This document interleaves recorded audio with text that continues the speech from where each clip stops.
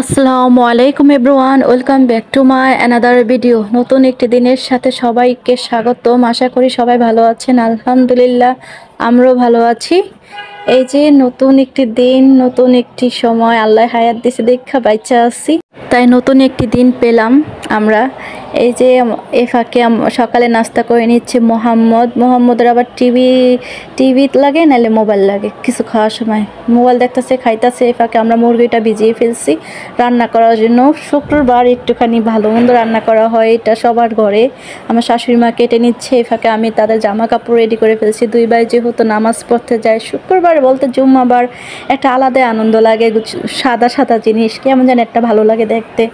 দুই ভাইয়ের জিনিসগুলো আমি গুছিয়ে ফেলছি। এই ফাঁকে তাদের দুই ভাইকে গোসল করাতে হবে, তারপরে রান্না করতে যেতে হবে। এই যে দুই ভাইকে গোসল করতে নিয়ে আসছি, দুই ভাইকে গোসল করানো শেষ, দুই ভাই রেডি। দুই ভাই সবার আগে ঘরে গোসল করে, কারণ তারপর তা না হলে সিরিয়ালে পড়তে হয়, সবাই ঘুমের থেকে উঠা যায়। তাই সবার আগে দুই ভাই গোসল করবো। দুই ভাই গোসল করে উঠে বসে থাকবো, ওয়েট করবো যে কখন সবাই গোসল করবে, তাদের নামাজ পড়তে নিয়ে যাবে। দুই ভাই অপেক্ষা করে সবার জন্য। ফার্স্ট সিরিয়ালে পড়ার আগে আমি এই জন্য দুই ভাইকে সবার আগে ঘরে গোসল করে দিই। সবাই তাদের জন্য দোয়া করবেন যেন তারা অনেক ভালো হয়। মসজিদে গিয়ে তাদের অনেক ভালো লাগে। এই যে এই ফাঁকে আমার শাশুড়ি মাও কেটে ফেলছে মাংস, সব কিছু রেডি করে ফেলছে। আমি আবার ধুয়ে সব কিছু রেডি করে ফেলতেছি। তারা দুই ভাই যেহেতু রেডি, এই ফাঁকে আমার রান্নাটা চড়িয়ে দিতে হবে। তার জন্য রান্নার পরে চলে আসছি। ভাত তো চড়িয়ে দিয়েছি, মাংসটা মোহিত করে ফেলেছি। মোহিত করে এখন মাংসটা আমি একবারে কষিয়ে চড়িয়ে দিব। কষানো শেষ, পানি দিয়ে আমি চড়াইয়ে দিছি। আর এই ফাঁকে এই যে নামাজ পড়তে চলে যাচ্ছে বাবার পোলা, বাপের সাথে যাইতেছে আজকে বড়জন।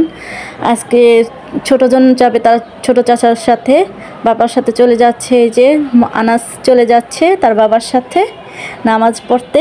শুক্রবার একটা আনন্দ লাগে, এর মাঝে এত আনন্দ লাগে বলার বাইরে। কেমন যেন একটা মনে মনে আনন্দ লাগে। শুক্রবারটা আসলে কেমন একটা সবাই বাসায় থাকে, একটা আনন্দ লাগে। এই যে ছোটজন যায়নি, হ্যাঁ উনি তো ওই যে চলে আসছে তার ছোট পাপার কাছে। ছোট পাপা আবার গোসল করতে গেছে, এখন সে তার গোসল এখান থেকে সরবে না। এখন ওই যে একজন চলে গেছে, বড়জন চলে গেছে, এখন ওনারও ভালো লাগতেছে। উনি তো গোসলখানা তো ভেঙেই ফেলবে, এটা কোনো কথাই নাই। এটা তো প্রতিদিনই যখন ওনাকে থিয়ে যায় ওনার মন ভালো লাগে না। এইখানে সেখানে ছোটাছুটি করবো, গোসলখানার সামনে থাকবো যেই পর্যন্ত ওনার ছোট চাচা গোসলখানাতে বের না হবে, এই পর্যন্ত এইখানেই থাকবে। মানে পোলাপেন আর ধৈর্য কুলায় না, ওদের আর ধৈর্য কুলায় না। একজন চলে গেলে আরেকজনের ধৈর্যটা কুলায় না। এইটাই হলো ওনাদের দিন। দুই ভাইয়ের দিন কেটে যায়, ওনাদের দেখতে দেখতে আমাদেরও দিন কেটে যায়। আমরাও এই ফাঁকে কাজকাম সেরে ফেলি। আবার চলে যাবে কখনো বারান্দায় দৌড় মেরে যে বাবাকে দেখা যায় কিনা।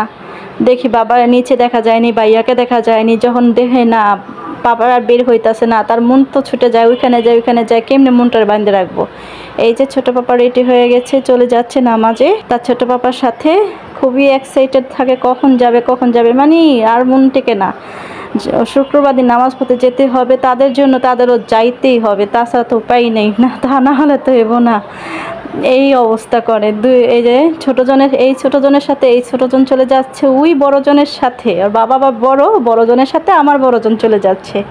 এইটাই তাদের দিন আর মানে তাদের দেখতে দেখতে আমাদের একটা কেমন জানি ভালো লাগে। শুক্রবারটা খুবই ভালো লাগে। আসলে মুসলিম বলতে প্রত্যেকটা মুসলিমের একটা সুন্দর একটা শুক্রবার একটা আলাদা দিন। আমাদের বৃহস্পতিবার এসে চাঁদ রাত, আর শুক্রবার দিন এসে ঈদ, তাই না বলেন? এটাই তো সবার একটাই দিন। এমনই তো আমাদের যে দিনটা কেটে যায়। চলে গেল। আমরা এখন প্রস্তুত নিব নামাজের জন্য। বউ শাশুড়ি মিলে নামাজ পড়তে যাব। তারা আসার আগে আমি অবশ্যই নামাজটা পড়তে হবে, তা না হলে তো ডিস্টার্ব করবো। সবাই ভালো থাকবেন, আল্লাহ হাফেজ।